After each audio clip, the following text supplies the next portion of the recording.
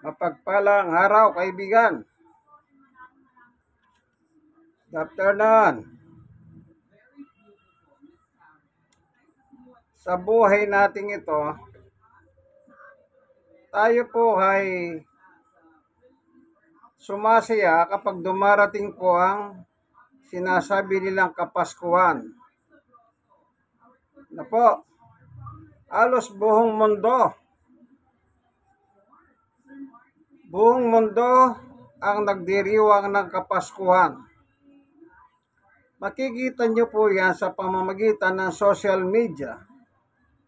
Mapapanood nyo po ang iba't ibang bansa kung saan sila po ay masayang nagdiriwang tuwing dumarating po ang Kapaskuhan. Ano po, bagamat marami pong nagsasabi o bagamat kakaunti lang pala, kakaunti. Kasi karamihan naniniwala sa Pasko. Karamihan ng kakaunting mga reliyon, mabibilang mo sa iyong daliri, na sila ay hindi naniniwala sa Pasko. Na po, lagi ko po sinasabi, kung ayaw magdiwang ng Pasko, di wag kayong magdiwang. Pero doon sa mga nagdiriwang ng Pasko, hindi nyo sila pwedeng pigilan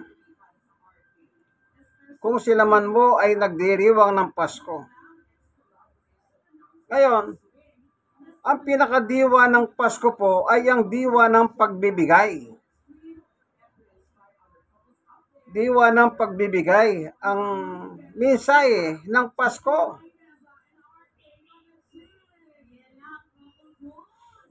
Bakit ko po nasabing diwa ng Pasko ay pagbibigay? Ang mensahe po ng Biblia, ang una pong nagbigay ay ang Diyos. Ibinigay po niya ang kanyang mahal na anak, pinakaregalo sa atin. Regalo bilang pantubos ng ating mga kasalanan. Ano po? Panginoon Diyos, samahan mo po kami sa aming pag-aaral ng iyong salita. Ang iyong salita ay liwanag. Ang iyong salita ay mapapanaligan. Kaya't buksan mo po ang aming mga puso, damdamin, kaisipan, pangunawa namin, upang sa ganon makinabang po kami sa iyong turo sa amin sa pagkakataong ito. Sa ngalan ni Jesus, Amen. Ang ginagamit ko pong Biblia ngayon ay ito po, Women Bible. Ano po? Yan. Halos buong mundo nagdiriwang ng Pasko. Masaya. Meron po nakalagay dito, bakit masaya po ang pagdiriwang ng Pasko? Magpapasko naman po next month, ano na po, Kapaskuhan na. Kumbaga po sa buong mundo, pinakamabang nagdiriwang ng Pasko daw ang Pilipinas. Isipin nyo po, pag tumungtong na po yung bear, doon mo na maririnig yung mga hawiting pang Christmas. Napakasaya po ng mga hawiting ito. Kahit anong bigat ng problema, pag nakakarinig ka ng Joy to the world, the Lord is come. Alam niyo po, naiibsan yung bigat ng buhay. Abnormal na lang yung hindi nakakadama ng kagalakan tuwing dumarating ang Pasko. Yung iba po, sabi nila walang Pasko. Pero makikita mo, pagdating po ng selebrasyon ng Pasko, hindi po nila, kumbaga, yung tinuturo na simbahan nila na walang pagdiriwang, binabaliwala po nila yon. Nagdiriwang yung kanilang mga member. Nakikita ko po yan Nakikisaya rin po sila. Nakikigalak sila. Nung araw po, nakikita ko sa mga caroling, yung mga datindahan, oh, natutuwa sila. Pag tinapatan sila ng mga carolers, nagbibigay sila. Oh, yung mga membro ng Eli Soriano, ni Yumaong Erly Soriano, yung mga membro ni Yumaong Felix Manalo, yung mga Jehovah Witnesses na wala rin Pasko. Oh, nakikita ko po sila. Nakikisaya din po sila sa mga nagdiriwang ng Pasko. Kaya kung sabihin ng isang reliyon, sa amin walang Pasko, ay, magtigil kayo. Sabi nyo lang yan, pero ang totoo, yung mga member ninyo, oh, makikita nyo rin sa kanilang mga bahay, mayroong mga dekorasyon, kahit pa paano. Oh, pag dumating yung kamag-anak nila na may Pasko, pinabati nila, ay Merry Christmas. O Merry Christmas din, sabi nila. Oh, alam niyo po, ito lang ang mahirap po, no? Yung leader ng reliyon, mapangdikta. Dinidiktahan ng kanilang miyembro. Huwag kayong makisalo sa mga ganito, huwag kayong makisaya sa ganito. Kung ano-ano po kanilang mga binibili sa kanilang mga na-recruit na miyembro.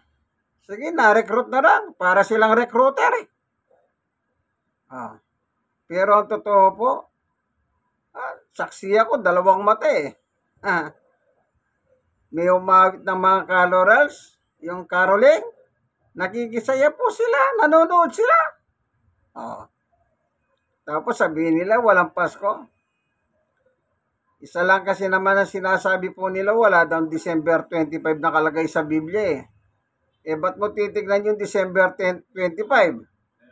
Minsan ka, ako nga po eh. Titignan mo sa kalendaryo.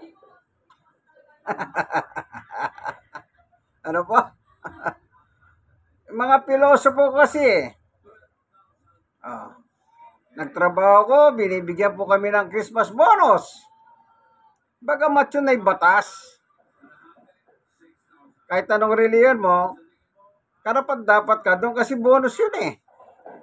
Dahil nagtrabaho ko sa loob ng 1 taon, bibigyan ka nilang Christmas bonus. Pero ang masakit, ayaw mong, alam niyo po, sabi ko, practical lang. Huwag na kayong magbalat kayo pa. Bakit masaya po yung Pasko? Ito po, may nakasulat sa Bible. Sa Lucas 2:8. Doon ay may mga pastor na nasa parang at nagbabantay ng kanilang mga tupa ng gabing iyon. 9.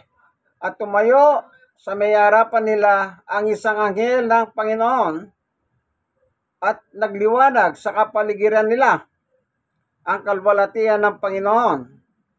Ganoon na lamang ang kanilang pagkatakot.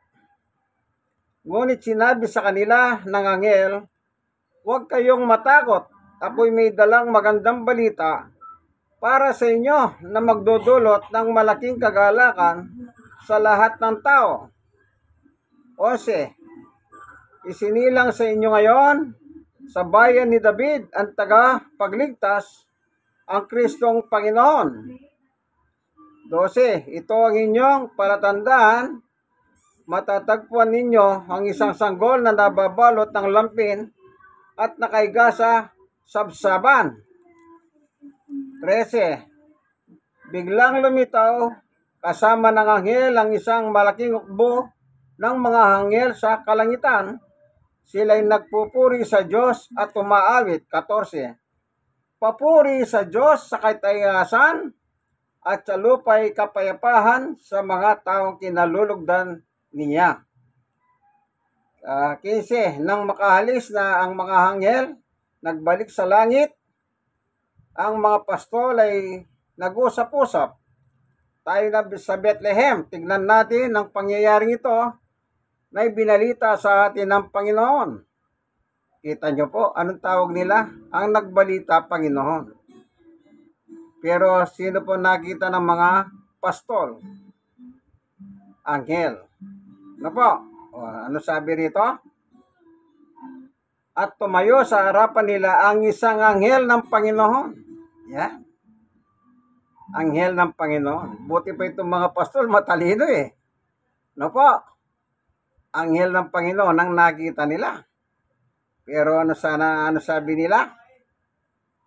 Ano po sabi nila? Ganito nakalagay.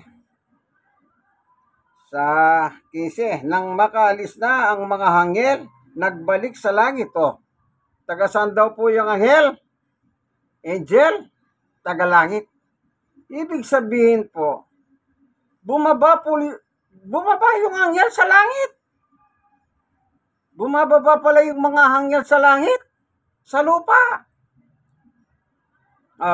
At naganap po yan nang magpakita ang anghel ng Panginoon sa mga pastol ng tupa sa gabi. Dahil nagpapastol po sila ng tupa. So umakyat sila, anong nakalagay? Pabalik sa langit. Kita nyo, saan daw sila nang galing? Langit. Saan sila bumilik? Langit din. Ang mga pastol ay nag-usap-usap, tayo na sa Bethlehem. Tignan natin ang pangyayaring ito na ibinalita sa atin ng Panginoon. Kita nyo po, ano? 16. Nagmamadali sila pumunta roon at natagpuan nila sina Maria, Jose, at naroon ang sanggol na nakahiga sa sabsaban. Nang makita ng mga pastol ang sanggol, isinalaysay nila ang sinabi ng anghel tungkol dito. 18. Na mga ang lahat ng nakarinig sa sinabi ng mga pastol. Tinandahan ni Maria ang bagay nito at ito'y kanyang pinagbulay-bulay. 20. Humalis ang mga pastol na nagpupuri sa Diyos at nagpapahayag ng kanyang kadakilahan dahil sa lahat ng narinig nila at nakita ayon sa sinabi sa kanila ng anghel. Ano po? Yan. Ano ang sabi sa 20? Umalis ang mga pastol at nagpupuri sa Diyos. Ayan. Praise the Lord. Praise God. Sabi siguro nila. Nagpupuri po siya. Ibig sabihin, masaya sila. Kasi, nakita nila ang sinabi ng anghel ng Panginoon sa kanila. Nagulat sila eh. Sabi nga na, huwag kayong matakot. Magdadala ko ng magandang balita. Ano yung magandang balita? Yun nga po, yung kapanganakan ng ating Panginoong Yesus. Ano po? Ang tagapagligtas. The Savior. Ngayon, anong sabi po? Ulitin natin ha. Sa 10. Lucas 2:10. Ngunit sinabi sa kanila ng anghel, huwag kayong matakot. Ako may dalang magandang balita para sa inyo na magdudulot ng malaking kagalakan sa lahat ng tao. Kaya tuwing Pasko po, lahat ng tao sa buong mundo nagdiriwang, nagagalak. Anong pinagdiriwang nila? Ang pagdating ng ating Panginoong Yesukristo dito sa lupa sa pamamagitan ng virgin birth. Kaya virgin birth kasi po virgin si Maria. Wala po siyang karanasan sa isang lalaki gaya ni Jose. Ano po? Kaya virgin birth. Hindi po siya nagagalaw. Ayan. Tingnan natin kung totoo nga ba na si Maria at Jose hindi nga ba nagkaroon ng kaugnayan sa isa't isa? Hindi ba sila nagkaroon ng honeymoon? Tingnan po natin ang nakalagay. Kung sila ba ay nagkaroon ng ugnayan sa isa't isa o tinatawag nilang honeymoon. Mateo 1:24. Nang magising si Jose, dito po natin sisimulan. Ano po? Ang sabi po rito, simulan na natin sa 8. Mateo 1:18. Ito ang naganap ng ipinanganak si Yesu Kristo. Si Maria na kanyang ina at Jose ay nakatakda ng magpakasal. Ngunit bago sila makasal, nagdadalang tao si Maria sa pamamagitan ng kapangyarihan ng Espiritu Santo. 19. Subalit dahil isang matuwid na tao si Jose na kanyang mapangasawa at ayaw niyang malagay sa kahiyan si Maria, binalak niyang iwalayan si Maria ng palihim. Verse 20. Ngunit habang pinag-iisip-isipan ito ni Jose, nagpakita sa kanya panaginip ang isang anghel ng Panginoon. Sinabi nito sa kanya, Jose, anak ni David, huwag kang matakot na pakasalan si Maria, sapagkat ang sanggol na dinadala niya ay mula sa Espiritu Santo. Ayun, ano po? Yung sanggol mula sa Espiritu Santo. 21. Magsisilang siya ng isang batang lalaki at Jesus ang ipapangalan mo sa sanggol sapagkat ililigtas niya ang kanyang bayan sa kanilang mga kasalanan. 22. Nangyari nga ang lahat ng ito upang matupad ang sinabi ng Panginoon sa pamamagitan ng propeta. 23. Maglilihi ang isang birhen, magsisilang ng isang sanggol na lalaki at tatawagin itong Emmanuel. Ang kahulugan nito ay kasama natin ang Diyos. 24. Nang magising si Jose, sinunod niya ang utos ng anghel ng Panginoon at pinakasalan niya si Maria. 25. Ngunit hindi niya sinipingan si Maria hanggang sa magsilang ito ng isang anak na lalaki at Jesus nga ang ipinangalan ni Jose sa sanggol. Ayun. Hindi niya po sinipingan si Maria. So, sa madalit salita, wala po silang anumang kaugnayan sa isa't isa. O sabihin na natin sa ating panahon, hindi po sila nag-honeymoon. Pero kung inyong mapapansin sa talata doon na binasa ko, yung pagdadalang taon niya sa pamamagitan ng Espiritu Santo. Hindi po sinabi ng anghel ng Panginoon na yung dinadalang tao ni Maria ay bunga ng pagtatalik ni Jose at Maria. Wala pong binanggit na pagtatalik yung dalawa.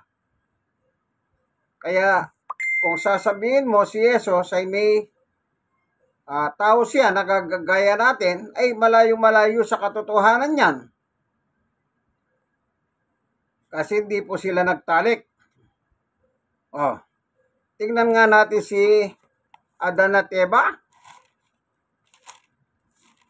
Dito po sa Genesis 5:1. Ito ang kasaysayan na lahi na mula kay Adan.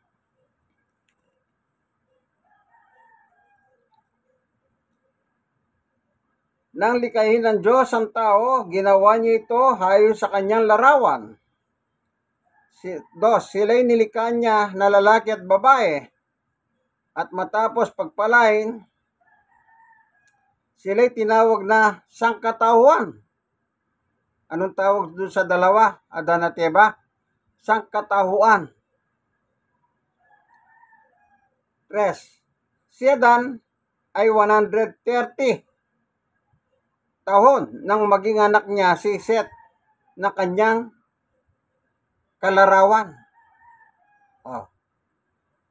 130 po si Adan nung magkahanak po siya kay Eva. Ang anak niya po, ang pangalan Seth, ay kalarawan niya. Tignan niyo po. Si Adan ay tao. Si Eva ay tao. Yung bunga ng kanilang pagsasamahan bilang mag-asawa, kalarawan nila si Seth. Oh. Ganon din po tayo. Pag yung tatay at nanay natin, na sila po ay nagkakaroon ng honeymoon o pulot gata, tayo po yung bunga, kalarawan natin sila. Ganyan din po nangyari kay Adan at Eva. Kalarawan niya po ang naging anak niya. Nung edad niya, 130. Kasi po, matanda na po sila. Panahon nila nung magkahanak po sila kasi yun po yung nakalagay sa Biblia. Matanda na kasi sa edad natin ngayon, mahirap naman sabihin mong bata pa yon. Pero siguro po yung 130 nung panahon na yun, malakas pa po. Hindi kagaya ngayon. Oh, kita nyo kasi 130 nakasampa pa si Adan. O ikaw kaibigan, makakasampa ka pa. Eh baka pag 80 ka lang, hindi ka na makasampa. Sabi nga nila, ng mga palabiro. Oh. Ayan, ano po? Kalarawan. Hindi po kalarawan ng tao si Jesus. Kaya kung meron nagsasabing si Jesus daw ay tao, malaking panloloko yan. Manloloko po yan. Ang problema kasi, ayaw po nilang magbasa ng Biblia. Kung ano po yung dinidikta lang sa kanila ng kanilang mga ministro. Eh, basahin po natin. Kaya tinignan natin yung kasaysayan ni Adan eh. O ibig ba sabihin si Adan ang nagkaanak dyan? Eh, anong sabi niya? Anong sabi po? O tingnan nga natin. At si Adan ay 130 taon nang maging anak niya.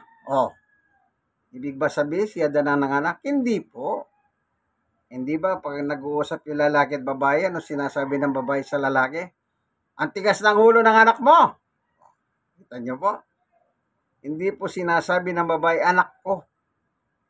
Sinasabi ng babae, oy, yung anak mo, matigas ang ulo. Di po ba? Ayan. Hindi po si Adan na nagkaanak. Si Eva, naging anak niya po si Seth sa pamamagitan po ng kanilang labing-labing ni sino po? Si Eva. O, anong tawag ng Panginoon Diyos sa kanila? Na nilikha? Sangkatauhan. Ano po? Ang tawag, sangkatauhan. Kaya sabi ko nga po, ang diwa ng Pasko ay bigay. Ay pagbibigayan. Ririgaluhan. Kasi po tayo yung niregaluhan ng Diyos. Tignan nyo po. 1:3:16. Sapagkat gayon na lamang ang pag-ibig ng Diyos sa sangkatauhan. Ayan, binanggit po dito, sangkatauhan. Tao po yan. Tayo yan. Ulitin ko. Sapagkat gayon na lamang ang pag-ibig ng Diyos sa sangkatauhan, kaya't ibinigay niya kanyang kaisa-isang anak, si Jesus po yun, kaisa-isa, wala na pong kadugtong, wala siyang kapatid, wala siyang kadobol, wala siyang kambal, kaisa-isa, solong anak, upang sino man sumampalataya sa kanya, kay Jesus, ay hindi mapahamak, kundi magkaroon ng buhay na walang hanggan. O, maliwanag po. Kay isa-isang anak ibinigay ng Diyos kanino? Sangkatauhan. Tayo po yung binubuo ng sangkatauhan. Kasi po, nagmula tayo sa lahi ni Adan at Eva. Doon po nag-origin. Ang tawag po sa Eva, ang ibig sabihin po kasi ng Eva, tignan nga natin meron yung kahulugan. Kung bakit Eva tinawag kay Eva. Dahil sa kanya po nagmula ang taho. Yan. Ibig sabihin ng Eva, sa kanya nagmula yung taho. Oh. Kaya tayo po, bunga. Bunga tayo ng unang taho. Pero si Jesus po, hindi bunga ni Adan at Eva. Kaya maling-mali naman kung pagdudulan mo na si Jesus ay tao. Maling-mali ka dyan. Hindi naman siya kasali sa sangkatauhan eh. Kasi hindi naman po nilikha si Jesus ng gaya natin. Ang paglikha po ng Diyos sa tao sa pamamagitan po ng alabok. Tingnan natin, 2:7. Genesis. Pagkatapos ginawa ng Panginoong Yahweh ang tao mula sa alabok, iningan niya sa ilong at nagkaroon ito ng buhay. Yan. Sa pamamagitan ng alabok, yung alabok ng lupa.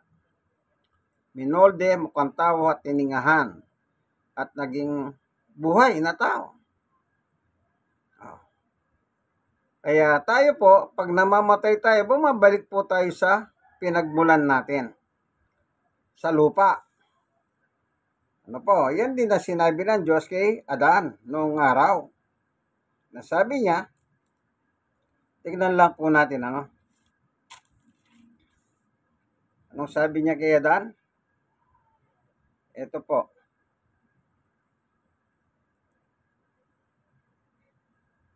Nahanap ko lang po Ito po para makita natin. Sa Genesis 3:17. Ito naman ang sinabi ng Diyos kay Adan, dahil nakinig ka sa iyong asawa, ang iyong kainin, ng iyong kainin ng pinagbawal kong bunga, dahil dito'y sinumpa ko ang lupa. Sa hirap ng pagbubungkal, pagkain mo'y magmumula. 18. Mga damo at tinik ang iyong aanihin, alamang sa gubat ang iyong kakainin. 19. Sa pagod at pawis, pagkain mong manggagaling, maghihirap hanggang sa malibing. Dahil sa labok, doon ka nang galing, sa lupang alabok ay babalik ka rin. 20. Eva ang tawag ni Adan sa kanyang asawa, sapagkat siya ang ina ng sangkatauhan. Yun. 21. Ang mag-asaway iginawa niya ng dahon damit na yari sa balat ng hayop. Ayun. Yun ang kahulugan ng Eva. Eva, tinawag niya Adan ang kanyang asawa sapagkat siya ang ina ng sangkatauhan. Yun. Doon po tayo nagmula. Sangkatauhan. Tayo po yung binabanggit sa 1:3:16 na binigyan ng Diyos. Ibinigay si Jesus sa sangkatauhan. Yun ang bahagi ng Diyos na pagmamahal niya sa atin. Kaya yung Pasko, pagdiriwang ay diwa ng pag-ibig. Alam niyo po, pag dumarating ang Kapaskuhan, yung matagal na magkahaway, nagkakabati-bati po sila. Kahit ano pong bigat ng kasalanan nila, pag dumarating ang Pasko, nagiging nagkakabati-bati sila. Sinasabi pa nga ng iba, ipasko mo na lang sa akin yung patawad mo. Nung sasabihin ng kabila naman, sige, pinapatawad na kita. Alam nyo, praktikalan po, yung iba kasi, yung pagdiriwang ng Pasko, kung ano pa po kasi ang hinahanap nilang sangkap, para lang tutulan na hindi tayo dapat nagdiriwang ng Pasko. Kasi yan, galing sa pagano yan, tradisyon ng mga pagano. Ang Pasko, sabi pa nila, wala naman nakalagay dyan, December 25, nang isinilang si Jesus. Baka matwala po talagang petsa. Ang tanong, wala bang isinilang? na Jesus. Meron. Kanya lang, huwag nyo na pong hanapin yung 25 ng Disyembre. Oh. Eh kung nagdiriwang ang buong mundo ng Disyembre 25, edi, anong sabi ng anghel? May dala akong magandang balita na magdadala ng malaking kagalakan sa lahat ng tao sa buong mundo. Kaya ang buong mundo nagsasaya. Oh, nagbibigay po ng regalo. Regalo dito, regalo doon. Kahit hindi nila kareliyon, binibigyan nila ng regalo. Kahit walang kapalit. Lalo na kung medyo mahalwa ng buhay ng isang tao, kapag may tatapat sa kanilang bahay, aawitan sila ng mga maligayang awitin, papasko, nagbibigay po sila ng regalo. Sabi nga nila, minsan lang yan sa isang taon. Kaya napakasaya po ng tao pag Disyembre.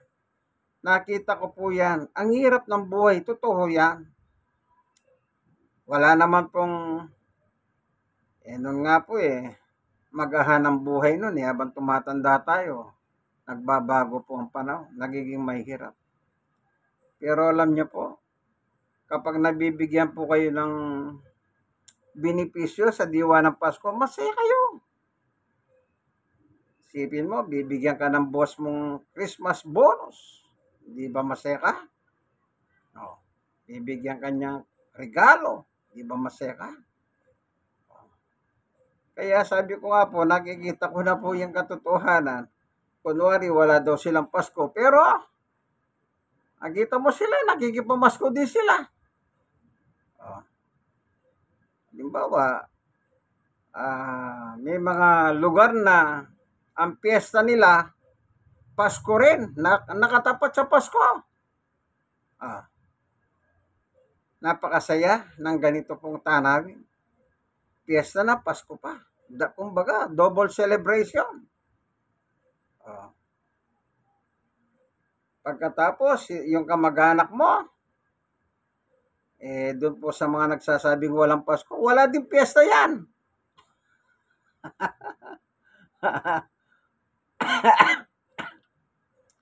Natatawa po ako, totoo yan. Itong mga sinabi ko pong Iglesia ni Cristo at saka ng datindahan, mortal na magkahawa yan Nagdidimandahan yan. Sokdulan ang dimandahan. Bintang sa isa't isa. Anong bintang ng datindahan? Mamamatay tao ang Iglesia ni Cristo. Ano naman sagot ng Iglesia ni Cristo? Mamamatay tao ang datindahan. So, kung susundin mo yung salita nila, pareho silang mamamatay tao. Kabilang ka dyan, ay layasan mo yan, mamamatay tao pala yan. O sino may sabi? Hindi po ako Sila ang may sabi. O bakit? Malupit ang pagbabangayan yan. Ayan.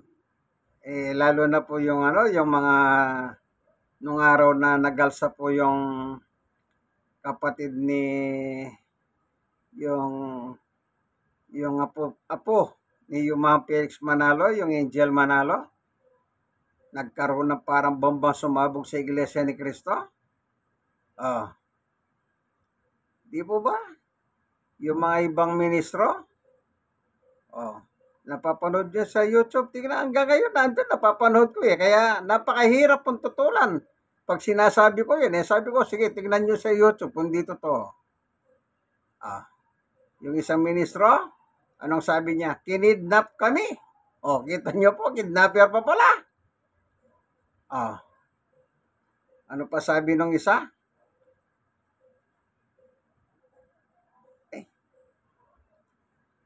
Pumapatay ng tao. Yan, nasa YouTube yan. Di ba?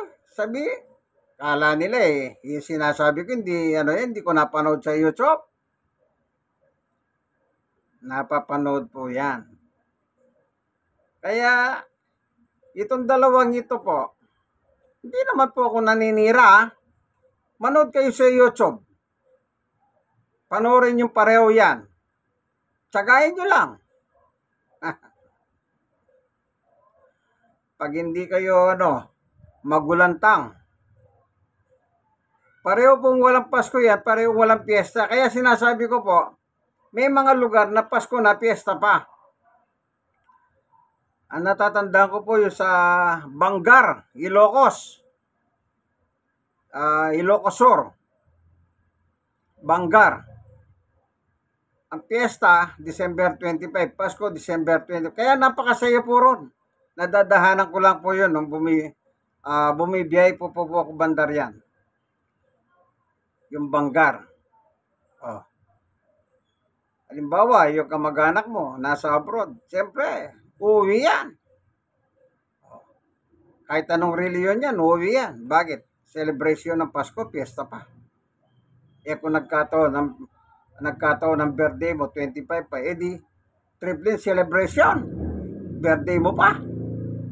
Oh. Yan ang mahirap lang po Kapag magbe-birthday sila, nagse-celebrate sila, bakit yung birthday ni Jesus ayaw nilang i-celebrate? Nagpapaka-plastic pa sila.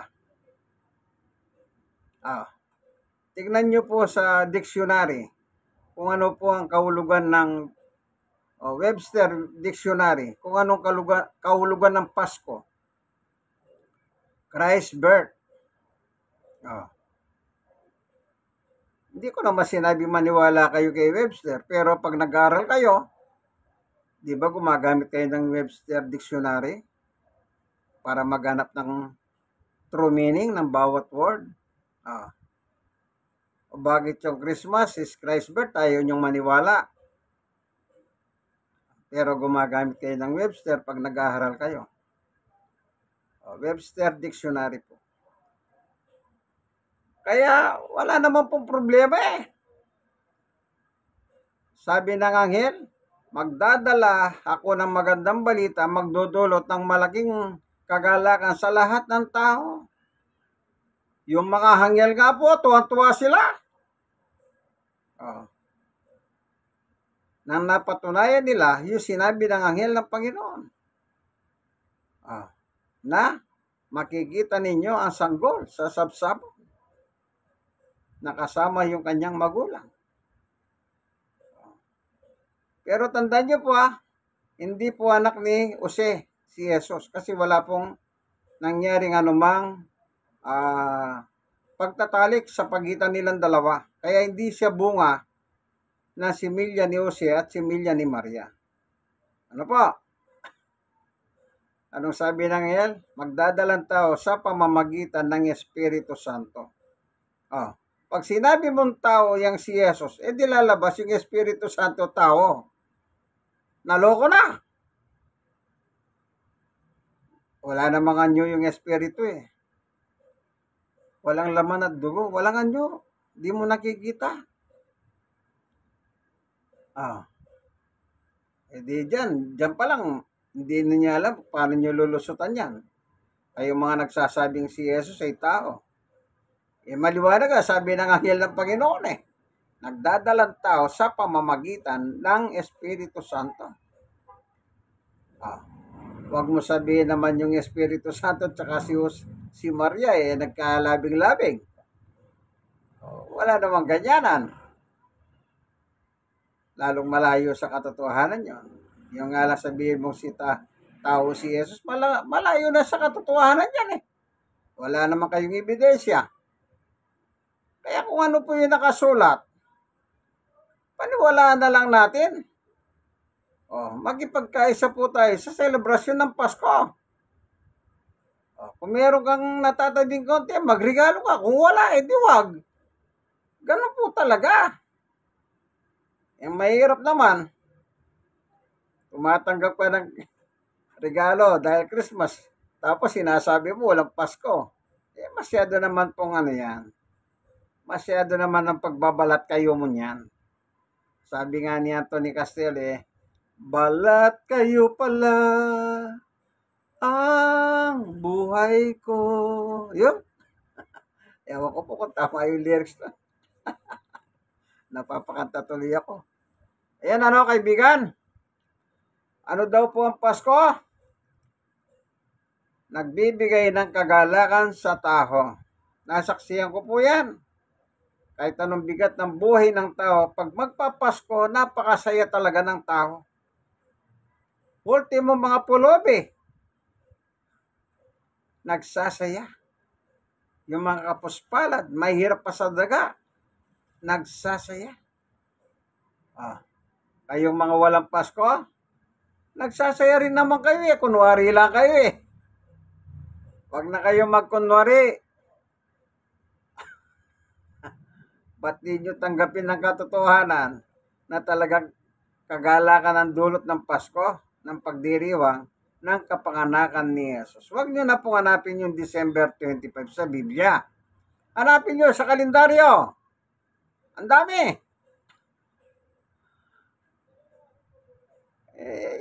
Yung kasing katwiran nila, wala naman kasing December 25. Kaya sabi tuloy ko, ayun, sa kalendaryo, tingnan mo kung wala. Ano nakalagay doon sa 25? Kulay pula, Christmas Day. O, kita nyo. Maghanap ka pa ng Pasko. Yun lang. December 25, kulay pula, nakasulat yung ilalim, Christmas Day. O, kita nyo po. Kahit yung gumagawa ng kalendaryo, naniniwala talaga Christmas Day at 25 ng December. Ngayon, yan naman nagsasabi na more or less April, May. Kalagitnaan ng Abril, kalagitnaan ng May. Kasi yung kalendaryo po ng araw, gitna-gitna yon. Ewan ko po kung nakabasa na kayo nun. Nakalagay po yun eh. Meron pong kalendaryo nun between April, May. Yung 15 days, 1, 2, 3, 4, 5 hanggang 15. Tapos yung May, paano na yun? Hindi po. Yung April, 16 hanggang katapusan. May, 1 to 15. Yun. Isang month po yun sa kanila. Pero magkadalawa po yun. Ano? O ngayon, kung more or less, ang ula ng inyong leader, kagaya ni Soriano, dahil nga daw may nagpapastol ng tupa, nabasa natin. Kasi nga daw po, pag panahon ng Disyembre, malamig sa Jerusalem, sa Israel. Bahala na sila. Hindi pwede pumastol ng tupa. More or less, sabi niya, mahal na araw. Nasa inyo po, kung gusto nyo magdiwang ng mahal na araw ng Christmas, edi magsigawan kayo ng Merry Christmas. Punta kayo sa palit. Gumamit kayong mic. Tsaka nyo yung video, tsaka nyo sa YouTube. Merry Christmas, sabihin nyo pong ganon. Wala namang problema eh. Kanya lang. Yun nga po, ayaw din na lang sabihin na Merry Christmas pagdating ng April or May. Kasi po, yan ay pagdiriwang naman nila ng Santo-Santo. Yung ganong buwan sa Pilipinas. Yung kamatayan naman ni Jesus. Isipin nyo, nagdidiwang ng kamatayan ni Jesus. Pagkatapos sila nagdidiwang ng Pasko. Ayun ang sasabihin ng tao sa kanila. Hoy! Huwag ko nang ituloy. Ano pa? Basta po magdiwang kayo ng Pasko kung gusto nyo. Ako yun lang po masasabi. Wala naman po problema sa Panginoon Diyos yan eh. Huwag nyo pong yugnay sa reliyon yan. Wala pong magdiwang ka, hindi ka magdiwang. Wala pong problema yan. Ang masakit, nagdiriwang kang Pasko, gagawa ka ng krimen. Yun ang ayaw ng Diyos. Gagawa ka ng krimen. Yun ang bawal. Pero yung magdiwang. Kaya taga-Banggar, Ilocos, happy Fiesta na, Merry Christmas pa. Ito po ang inyong kaibigan kay Jesus, Brother Manny Bautista. Minsan pa, kaibigan, i-share mo naman ang itong aking video. Malay mo, makatulong. Kayo naman na-share, i-share nyo rin po sa iba. Purihin ang Panginoon.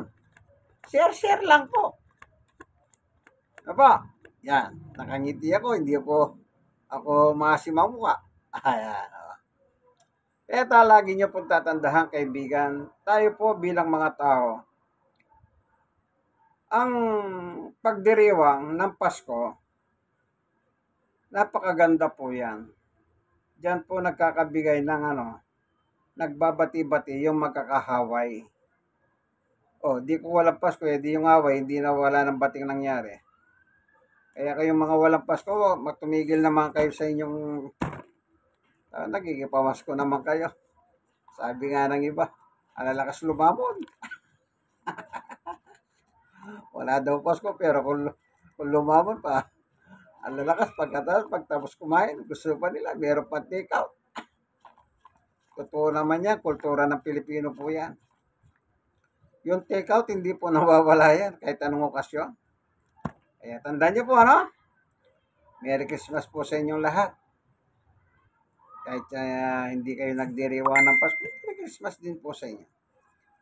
Minsan pa, ito po ang inyong kaibigan kay Jesus, Brother Manny Bautista.